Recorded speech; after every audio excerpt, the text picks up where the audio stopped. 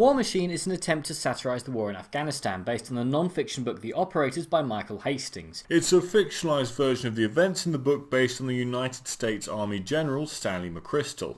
Now, good satire is hard to find, and the last time satire made it onto the big screen it was back in 2009 with In the Loop, whereupon the Doctor attempted to break the Guinness World Record for most swear words in a film whilst trying to convince everyone to invade Iraq. So there is precedent for this, and the quagmire in Iraq lends itself to satire incredibly well. The cast is incredible, starring Brad Pitt, Anthony Michael Hall, Anthony Hayes, Topher Grace, Will Poulter, Tilda Swinton and Ben Kingsley. But do you notice anything?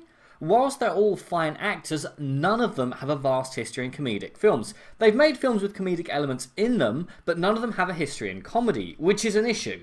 Because while satire can have dramatic moments, it is primarily designed to make us laugh at the absurdity of a certain event or profession. And I didn't laugh. Not once. And I normally love satire. The issue is that these characters have no depth in any way, shape or form. Brad Pitt's general seemed to have wandered straight off the set of Team America World Police and spent the entire film walking around like he's desperately searching for a toilet. And he sounds like he's trying to sound like a general would sound in a film where the military is useless and has to turn to the freaks and geeks to save the world. None of the characters make an impact in any way, shape or form, and I couldn't tell them apart whilst I was watching the thing, let alone reviewing it now. They all get a little voiceover at the start, but it didn't help.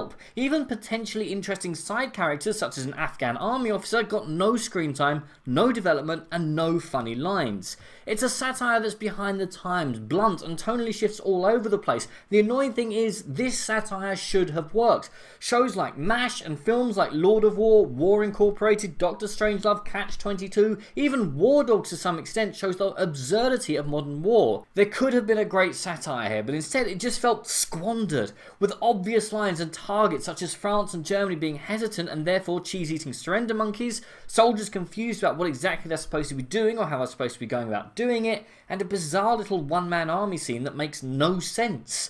There is some sharp writing here, and the film does make some good points, but it misses a lot of its targets, and at the end of the day winds up confused about what it wants to be, and its writing is nowhere near as clever as it thinks it is. And it's just, if nothing else is on, and if you must watch a satire this weekend, and for whatever reason you don't want to watch In the Loop, then yeah, this'll do.